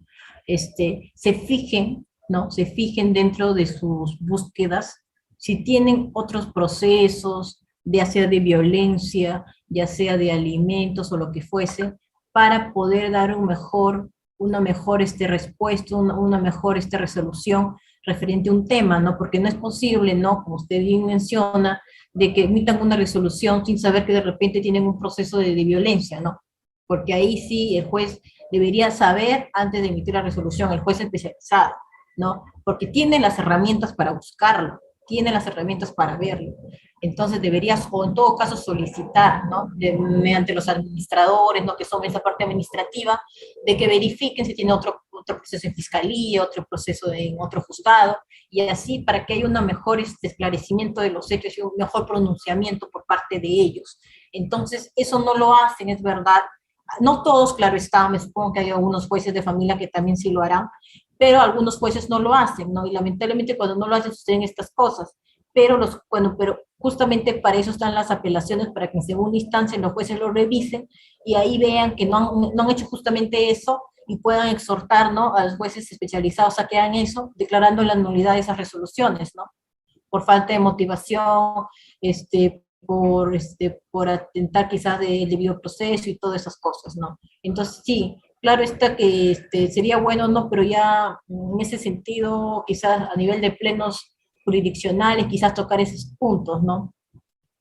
Y a nivel de legislación del Congreso, mejorar las leyes en el sentido de violencia contra las mujeres y violencia familiar, y también pues a nivel de Estado, políticas públicas de sensibilización en el tema, ¿no? Ya es un tema cultural, como repito, ¿no? El tema de la violencia contra la mujer y el grupo familiar, ¿no? Es un tema de sensibilización, pero créame que bastante han estado invirtiendo presupuesto en eso, o sea, quizás no han llegado a todos los trabajadores, ¿no? Porque hay trabajadores que realmente, más que todo, se necesita bastante vocación de servicio, porque en estos temas de violencia hay que tener bastante, aparte de saber el tema, hay que tener bastante vocación para poder ser sensibles, ¿no?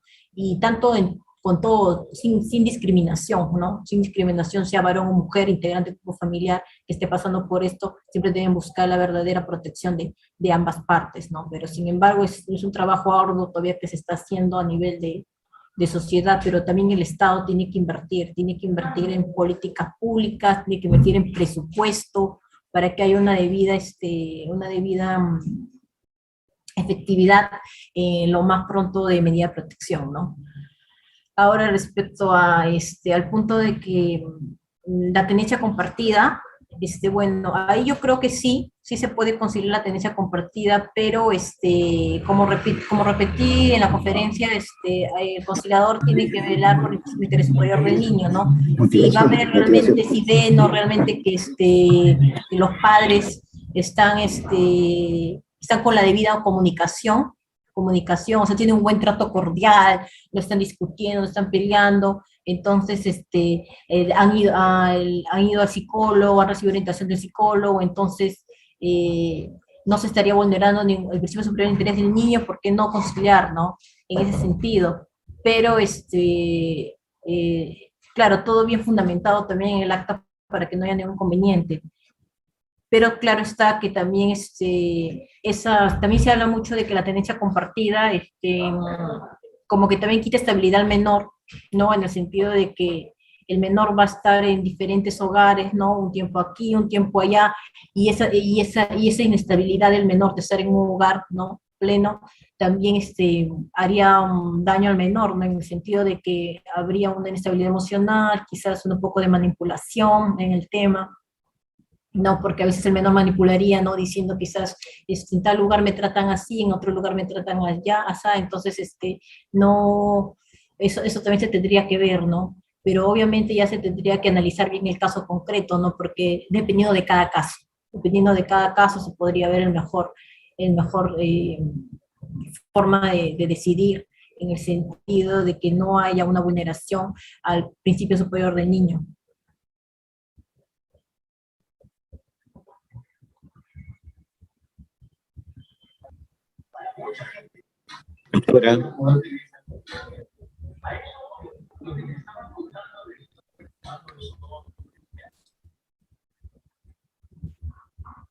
Doctora.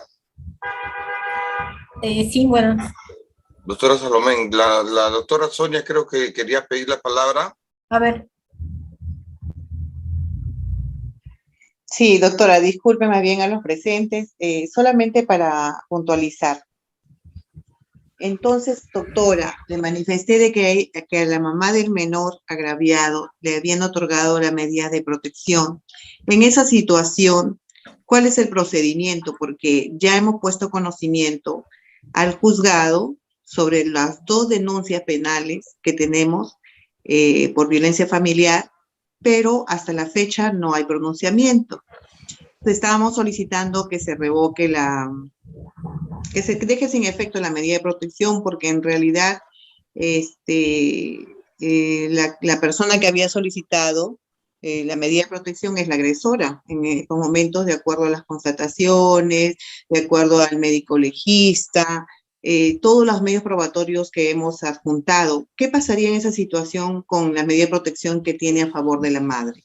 A ver, no entiendo. La mamá, o sea, la mamá tiene una medida de protección a favor de ella, ¿en contra de quién? Del papá del menor. O sea, mejor dicho, la mamá denunció al papá por violencia familiar. Sí, cuando se enteró de que había hecho la demanda de tenencia, ¿no? cuando Ah, ya, ellos ya. no tenían Ya, ningún contacto. y su medida de protección ya salió a favor de ella. Inmediatamente le dieron. No, ¿y qué medida de protección le dieron? ¿Cese de impedimento, de acercamiento o solamente cese de violencia? Lo que le mandaron a él es la aproximación de 100 metros, ¿no? De distancia hacia ella y el cese de violencia, ¿no? Y seguramente la señora está alegando eso para decir que el señor es un señor violento y que no debería tener la tenencia. Así Ya, es. Fue como una estrategia de mala fe. Ya, pero bueno, en todo caso, y tendría que hacer el seguimiento con la jueza de violencia para que quizás presente un escrito pidiendo otra audiencia en la cual esclarezca si realmente subsiste el riesgo, ¿no? De la víctima, porque vaya a ser de que si usted que ha demostrado que no ha generado violencia a la otra parte, entonces de repente por ahí puede usted hacer seguimiento. Pues supongo que ese caso ya habrá pasado al juzgado penal de violencia, porque pasa al juzgado penal de violencia, y ahí el juez, el fiscal también va a analizar, después del fiscal que analiza, pues, ya, entonces no sé cómo habrá quedado en esa parte, si está archivado, ¿no? En primera instancia lo habían archivado, ya, y la fiscalía apela, y en sala lo vuelve, le dan la medida de protección a la señora. Pero no mostró o sea, ella no ha adjuntado ningún medio probatorio, ni audio de que mi cliente le haya ofendido, ni nada. Es que en realidad ellos solamente se comunican desde el día que se separaron, se comunican vía correo, nada más. Entonces, quiso de repente hacer su estrategia jurídica de mala fe al momento de que nosotros hemos denunciado, ¿no? Penalmente los maltratos de violencia familiar, y aparte de eso es que le habíamos hecho la demanda de tenencia. Entonces, inmediatamente hizo esa denuncia y se le otorgaron, como dice usted, en 24 horas sí se le otorgaron la medida de protección. Y nosotros nos hemos cansado de juntar videos, audios, porque la señora es la que se acerca al domicilio. Grita, hace escándalo, no, pero y eso de que se acerca al domicilio y todo, ¿usted ha vuelto a hacer la denuncia del señor en contra de la señora o no? Sí, lo hemos hecho. Tenemos la denuncia. ¿Y esa denuncia no sale la medida? No sale, doctora. Es más, ni siquiera lo estoy llevando esa denuncia yo como para decir. Pero eso ya debe salir. ¿Cuánto tiempo ha pasado? No puede pasar más de 48 horas. No le dan. El mismo SEM y usted sabe que ahora hay un decreto legislativo 1470 que dice que 24 horas debe salir cualquier medida de protección. O sea, eso ya debió salir en 24 horas. Y eso no bajo responsabilidad penal y administrativa que tienen los funcionarios que trabajan ahí, ya sean todo el personal del juzgado competente. O sea, el juez sabe que tiene que cumplir a cabalidad el plazo establecido. Sí, eso es lo que me sorprende, doctora, porque lo está llevando ese proceso el mismo SEM de San Isidro. Pero el CEN de San Isidro, pero las abogadas del CEN tienen que mandar un escrito diciendo que ya venció el plazo en exceso y por favor dicten la medida de protección, ¿no? Bajo procedimiento o bajo de utilizar otras medidas ¿no? Porque usted sabe que tienen que cumplirse los plazos, eso incluso está bajo sanción administrativa y penal. Sí, y lo hemos hablado justamente con la abogada del CEM.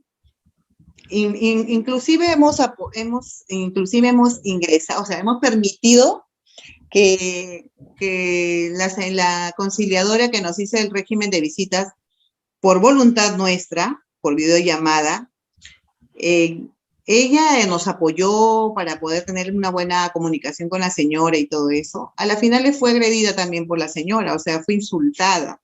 Entonces, a la final ella tiene, o sea, nosotros tenemos todos los medios probatorios, pero hasta la fecha no nos dan ninguna medida de protección.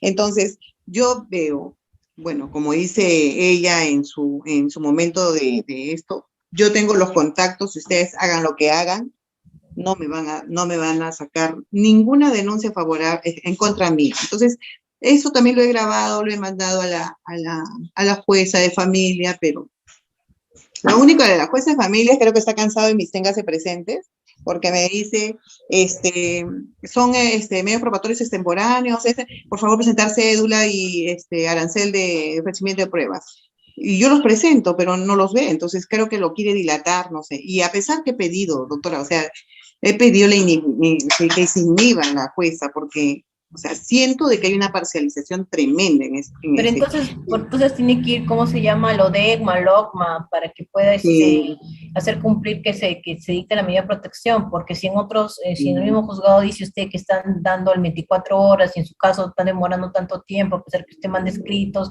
a pesar que va el abogado, entonces pues obviamente está viendo ahí un retraso, y entonces en todo caso que presionen los ODEGMA. Las quejas. Sí, exacto, porque está habiendo una, ¿cómo se dice? No está viendo una debida protección, ¿no? Y entonces, y en todo caso, en el sentido de que dice que se supone que se podría pedir ahí un escrito que ya no hay cese de violencia, que ha cesado el riesgo, que no hay riesgo, y entonces ya no tendría por qué seguir la efectiva esa medida de protección que tiene supuestamente la señora, si es que el señor no hace nada contra ella, ¿no? Ahora le han mandado al señor que vaya a terapia psicológica. Hemos cumplido todas. Nos han mandado. Entonces, solicite a la jueza que pida los informes del psicólogo. Me supongo que, como usted menciona. Los tiene, doctora. ¿Y qué ha salido ahí en el informe del psicólogo? ¿Que el señor tiene alguna alteración, que es un agresivo, o qué ha salido ahí? No. Está bien. No ha salido nada de eso, sino que más bien le sale como que es una persona que está preocupado por el bienestar de su hijo, es protector. Entonces bajo que la jueza, bajo esos informes, se pronuncie y usted solicite que no hay riesgo y que cese el riesgo, entonces que ya no tenga efectos a medida de protección. Eso es lo que debe solicitar usted, porque bajo los informes psicológicos el señor ha cumplido sus terapias psicológicas, en el informe ha salido de que el señor no tiene ningún comportamiento negativo, entonces ya no subsiste el riesgo, el señor no se acerca a la señora y por lo tanto debe cesar esa medida de protección. Sí, doctora, porque inclusive hemos solicitado y le están exhortando a la señora de que presente, pues, que conteste si es que ha estado yendo a las terapias. Ella no ha ido a ninguna. O sea, por eso es que me desespera. Lo que yo estoy optando, doctora, es hacerlo mediático. Es la única manera como para poder ejercer presión al juzgado, ¿no? Porque estoy viendo que todo se cierra. Tengo medio probatorio. ¿Usted ha ido por si acaso a LOGMA, a LODEGMA? Vía virtual he hecho. Tengo 10 quejas con la jueza. ¿A LOGMA? De las cuales solamente me han contestado 3. Que es por la carga procesal, que dentro de 20 días hábiles se va a pronunciar. Eso es todo. Bueno, me parece un poco extraño. Aquí mediático, doctora, es lo que estoy definitivamente de que hay carga procesal, eso tampoco no se puede negar. Pero lamentablemente, no es así, doctora, lamentablemente el Estado no da presupuesto, pero ya tampoco, o sea, me supongo que las personas que presentan quejas es lo primero que deben sacar, ¿no? Ya que son quejas. Entonces, las abogadas del CEN son especialistas en el tema, ellas saben cómo proceder, saben qué hacer, entonces me supongo que ellas también deberían buscar la mejor manera y saben porque son especialistas, como repito, en el tema, entonces deberían hacer las otras acciones que hay para poder realmente hacer valer el plazo legal, ¿no? Y que de una vez den la medida de protección, o no necesariamente la medida de protección, porque también pueden dictar auto de no otorgar medida, pero que den una resolución, una respuesta de ese proceso, ¿no? Que es lo que realmente se quiere, ¿no? Entonces, o al menos que se pronuncien en cuanto a mis escritos, en los medios probatorios, los audios, los me parece que eso definitivamente deben tomar atención. Doctora, es en el 9º juzgado de familia de Lima. Entonces, lo tengo, pero yo, como digo, la única manera, después ya agoté todo, voy a hacer esto, lo que usted me está orientando, y de verdad que le agradezco, ir al juzgado de turno.